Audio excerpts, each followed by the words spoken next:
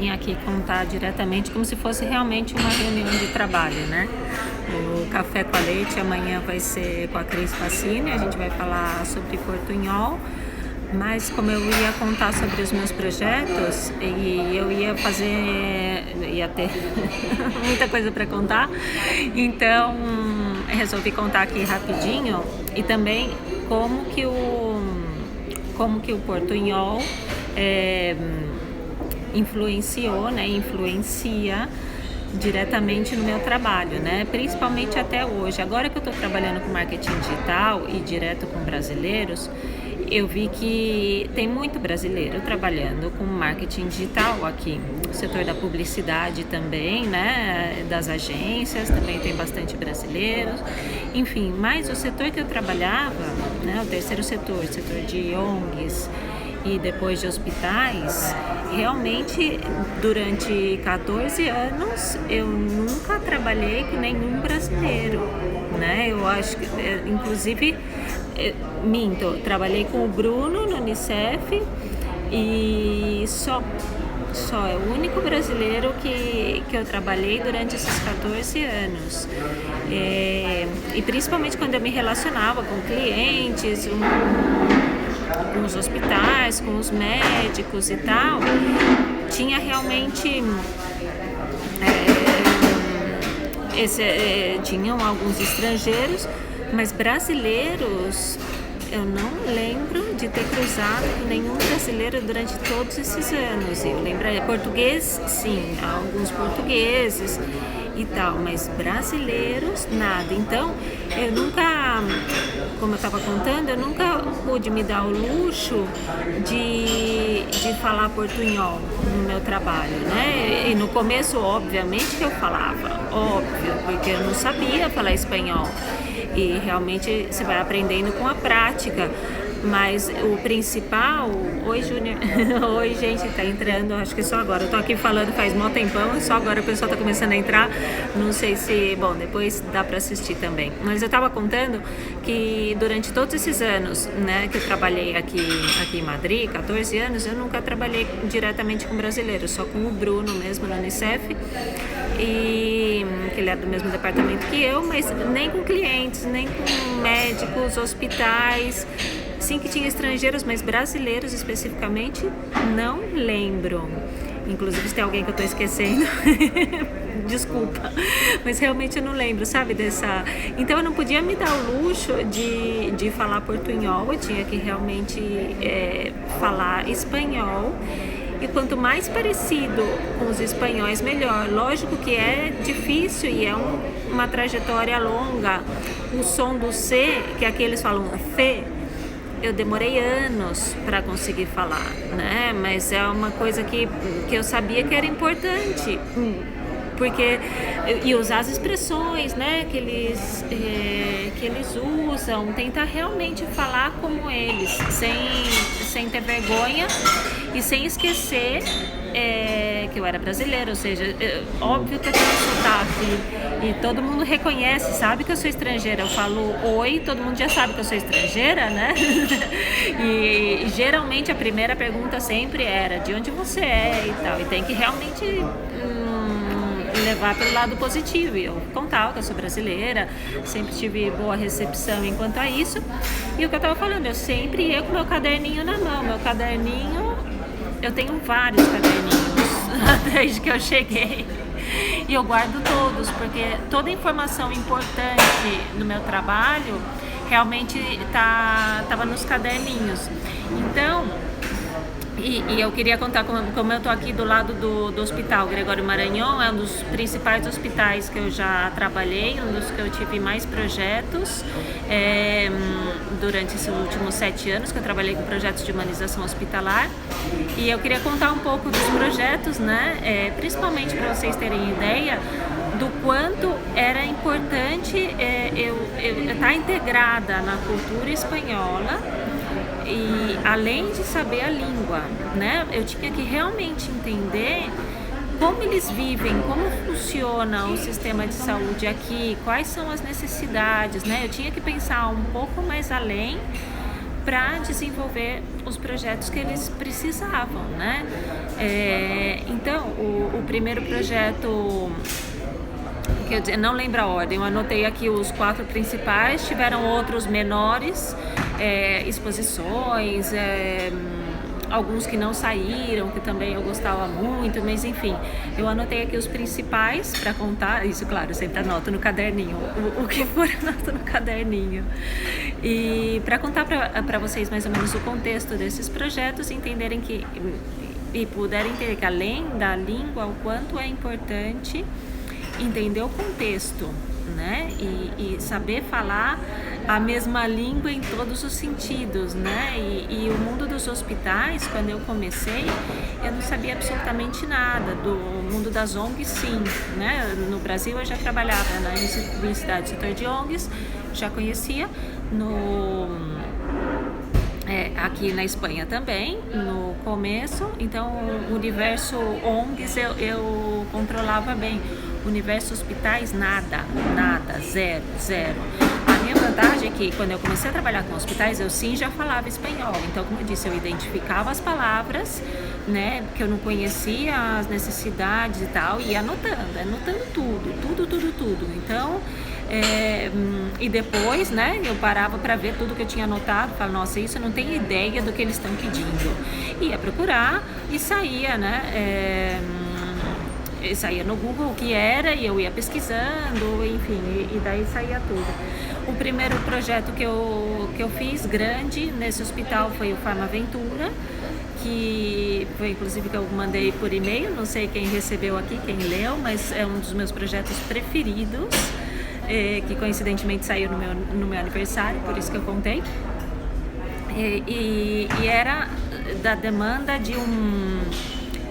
dos pacientes, né, infantis, paciente pediátrico, né, crianças, que estão em tratamentos de longa duração, né, o que pode ser câncer, tratamentos de cardiopatia, vai faltar a palavra em português, agora eu vou falar portunhol ao contrário aqui, doenças do coração, oncologia, ou se não doenças crônicas, né, que precisam de tratamento contínuo para a vida inteira.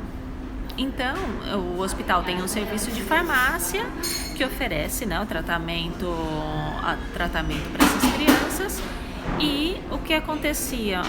A taxa de adesão, né, que eles falam adesão ao tratamento, era baixa. Então, as crianças não seguiam como tinham que seguir o tratamento. E tinha que fazer um projeto justamente para aumentar essa taxa de adesão. E o Farmaventura era um projeto em colaboração com o zoológico daqui de Madrid, o zoológico e o Faune, aquele parque que eu sempre vou.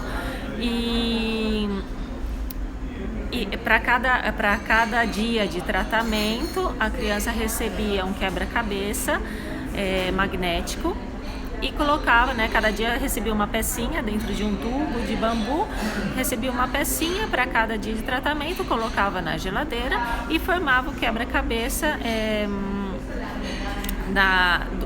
do animal do mês, né? Era o tratamento de um ano, o projeto era de um ano, então cada mês era de um animal que a gente tinha escolhido. O próprio animal escrevia uma carta para a criança, era eu que escrevia a carta, né, em nome dos animais. E motivando, né? Não, toma o seu remédio que você tá fazendo super bem, você é um campeão e blá blá blá.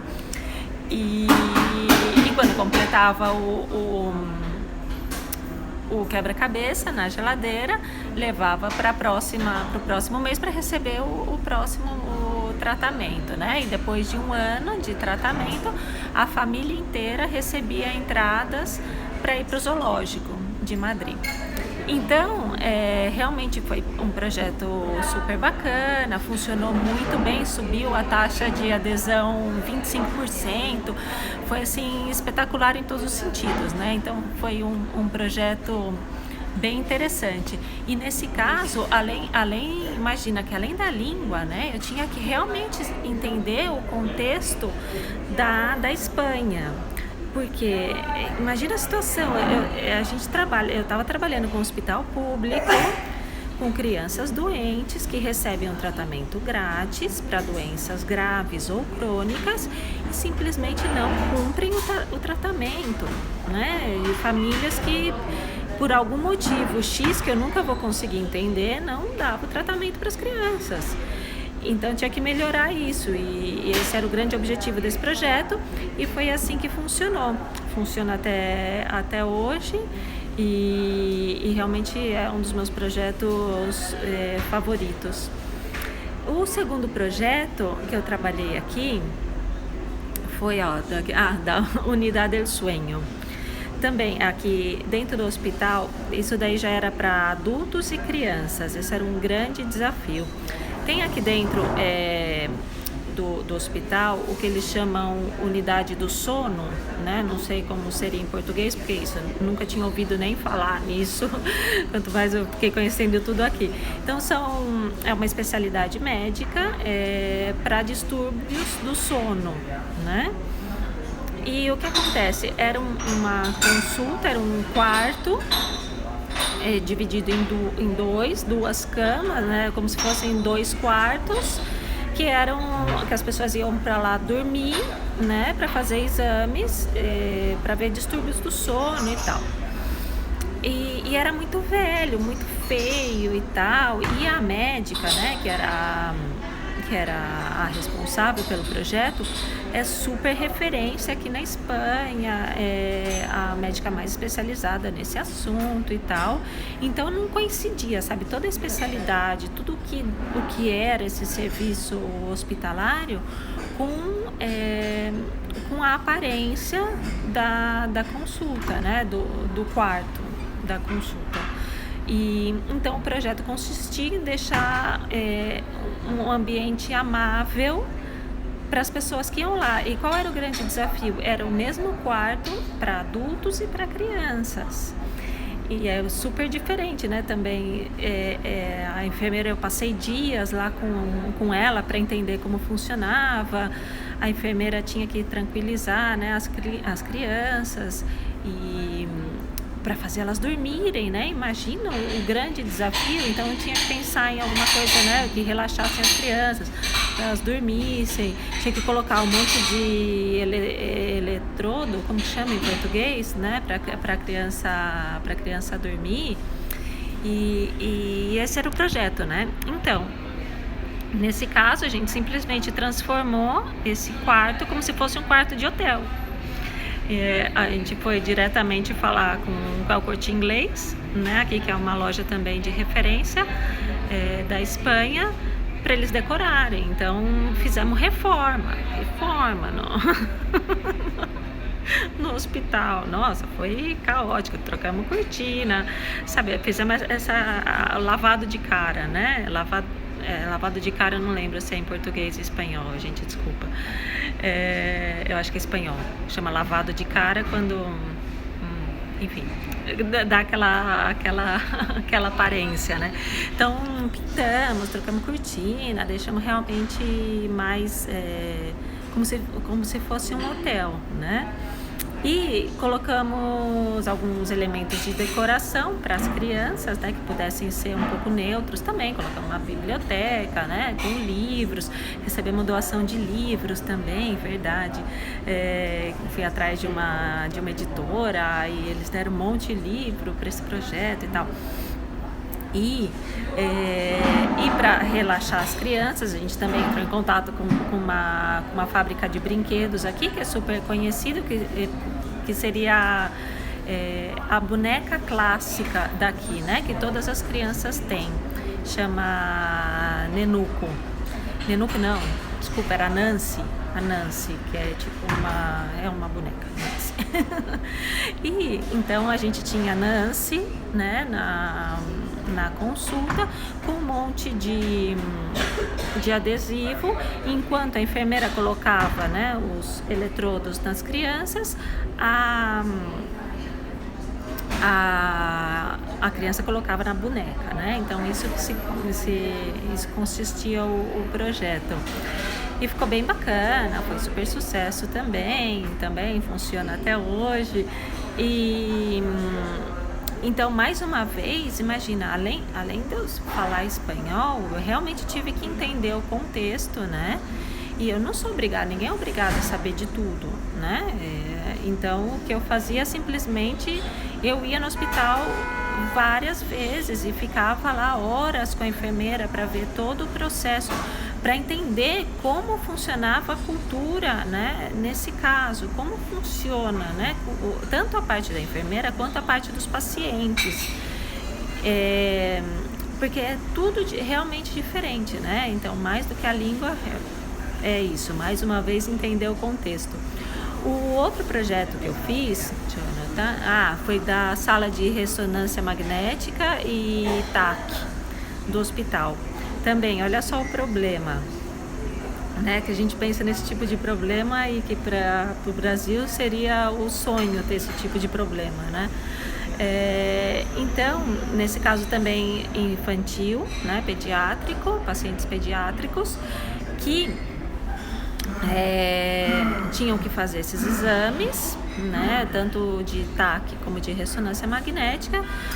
Não sei se vocês conhecem, eu nunca tinha visto até entrar no hospital, mas é uma máquina grande, né, redonda, que a criança tem que ficar imóvel, deitada,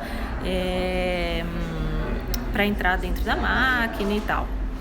O que acontece? O grande objetivo do projeto era tirar o medo, né, das crianças para fazer esse exame, mostrar que realmente não dói e tal, mas que a criança tem que ficar quieta. E o grande desafio, né, o objetivo principal era diminuir a taxa de sedação, que a criança pudesse ficar quieta por conta própria, sem anestesia.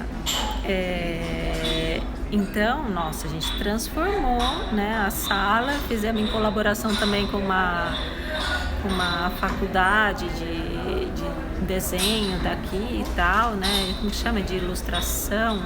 Eu realmente não vou lembrar todas as palavras em português, porque eu não sei. Eu trabalhei só em espanhol, não sei. E depois desse projeto, então o projeto consistia principalmente em transformar essas salas, né, tanto a de ressonância magnética quanto a de TAC, num projeto, numa sala mágica, né? Então eram 4 personagens relacionados com os 4 elementos, né? Com terra, fogo, ar e água.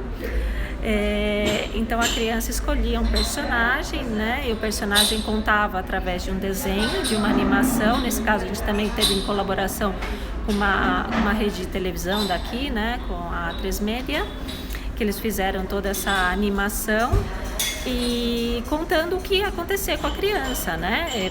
Então esse personagem falava, então eu vim aqui e eu entro nessa máquina e olha só, e acontece a mágica, que essa máquina dá pra ver a gente por dentro e tira foto da gente por dentro e blá blá blá, e começava a contar e tudo. E mais uma vez, um projeto grande, né? E que eu tive que ir mais além de falar espanhol, porque quando você imagina o projeto, né, daí você tem que colocar na prática, em realidade, entender como funciona esse mecanismo para acalmar as crianças dentro do hospital, como funciona o processo, né, de entrada até a criança se tranquilizar, o porquê que faz esse exame, a frequência, e depois entra em colaboração, né, com todas as partes envolvidas, e enfim, então também foi um projeto bem legal aqui. Esse terceiro projeto, né, que eu tô contando. E o quarto projeto, que foi o último que eu fiz antes de sair, que foi um livro de comemoração de 50 anos do hospital. E era um livro bem interessante, era para ser muito interessante e acabou virando meio chato, e depois eu tive que voltar a fazer interessante, porque eram 50 profissionais, né, de referência que passaram pelo hospital, que escreviam as suas histórias dentro do hospital, né, e como o hospital foi evoluindo durante os 50 anos. Lindo, maravilhoso, um projeto ótimo, muito legal. O que acontece? Eram pessoas, a maioria das pessoas eram aposentadas já, né? Médicos aposentados, ou enfermeiros, profissionais, né? Do hospital, que mandavam as histórias e eu tinha que transformar num livro. Imagina que alguns deles me mandaram escrito à mão, naquela letra do século passado.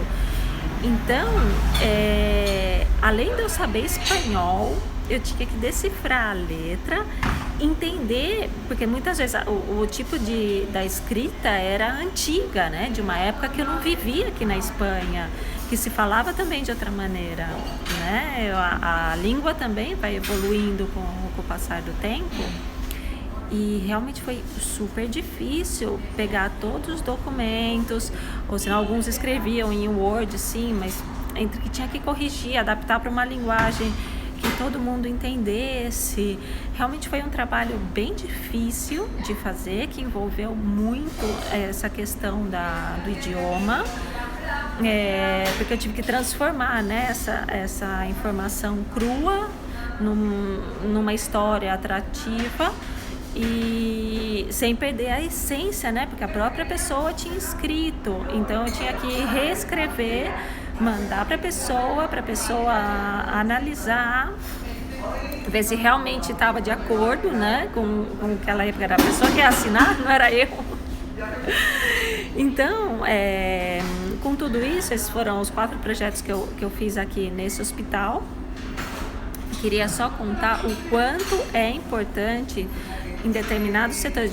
Eu diria que para você morar num país, né, se você vai realmente querer trabalhar e morar e viver nesse país, é muito importante, além de falar a língua, obviamente, entender o contexto do ambiente, da cultura, se adaptar, aceitar esse contexto, né? Mesmo que você não concorde com muitas coisas, que é o que acontece, mesmo que você tenha vergonha de falar alguma coisa, mas realmente se adaptar a esse contexto, né? Para mim, o fato de falar espanhol foi fundamental para eu desenvolver minha carreira aqui. E principalmente o fato de tentar falar como eles, né? Adaptar a cultura, usar expressões, gírias, né? Qualquer coisa que você vê que realmente eles usam no dia a dia, né? Não aquele espanhol de livro. Realmente, mesmo que esteja errado, mesmo que você fale alguma expressão errada, mas tentar falar como eles, né? Então o portunhol, nesse caso, eu realmente deixei de lado, né? Por mais que eu quisesse, sempre tinha alguma coisa que eu continuava aprendendo. Eu tenho no meu último ano, né, de trabalho, a minha chefe sempre falava assim: tem uma coisa que você fala errado sempre e eu nunca lembro de te falar e tal. A próxima vez que você falar, eu vou te corrigir. E sempre acabava passando. E ela não... e teve um dia que ela me explicou, que eu falava assim, por exemplo, até segunda, né? Eu tenho que te entregar isso até segunda. Então eu falava, hasta el lunes, te tenho que entregar hasta el lunes, né? Seria a tradução, assim, né? Em espanhol. E ela me explicou que não era assim. Nesse caso, era antes de lunes, né? Tipo, da segunda para trás. Que é diferente, se você falar até, tem que ser de um ponto para o futuro. Se é de um ponto para o passado, você fala antes de. Então, imagina, eu demorei, sei lá, 10 anos para aprender isso, ou 12. e até hoje eu ainda me policio, porque às vezes eu falo hasta, daí eu lembro, eu falo não, antes de. Porque realmente a gente nunca deixa de aprender. E nesse caso as expressões são importantes, e falar corretamente a língua é fundamental. Se você quiser desenvolver uma carreira, né, e continuar a sua profissão aqui na Europa.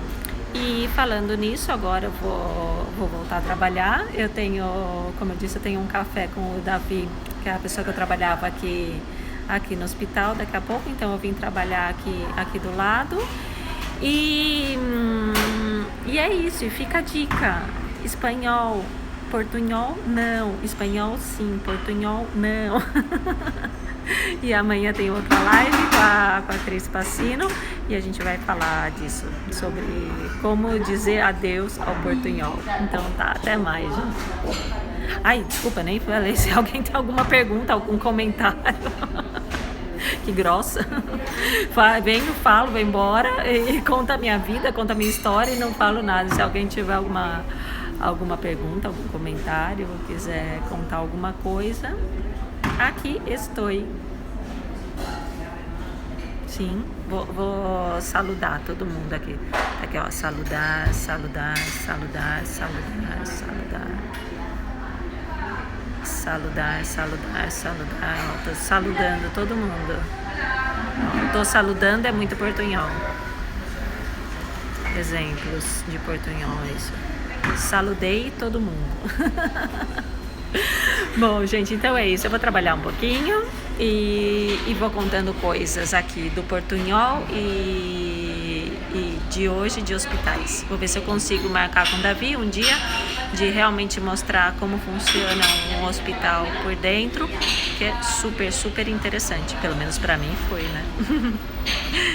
Bom, aqui, sim, tem uma pergunta. Trabalho de mecânico. Olha, até onde eu sei, trabalho de mecânico é bem valorizado aqui na Espanha. Tanto que a gente tem um amigo irlandês, que foi uma das primeiras pessoas que a gente conheceu aqui, o Luis, e ele trabalhava de mecânico. Então, e principalmente porque era difícil, aqui na Espanha é difícil achar bons mecânicos, é um setor bem específico também. E ele tinha, na época, né, faz muitos anos também, faz mais de 10 anos, mas na época ele nunca faltou trabalho para ele trabalhava bem, ganhava bem também, eu acho, mas também é um setor bem fechado aqui, né, bem espanhol também, eu acho. Então é questão de conhecer alguém e tentar se aventurar, né? Mas é um trabalho bem valorizado aqui na Espanha. Alguém mais? Alguma pergunta a mais? Já saludei a todo mundo. Vou trabalhar um pouquinho e qualquer coisa, qualquer curiosidade ou pergunta ou qualquer coisa, essa semana eu tô falando de portunhol, semana que vem eu vou falar de adaptação, tenho novidades também, sempre tenho novidades. E me escrevam por e-mail, info@voceneuropa.com, chega diretamente para mim, aqui pelo Instagram, Facebook, tem jeito para contactar comigo, não falta. Então é isso, conversemos. Então tá, gente, vou trabalhar, que a vida é dura, eu tenho que trabalhar. Até mais.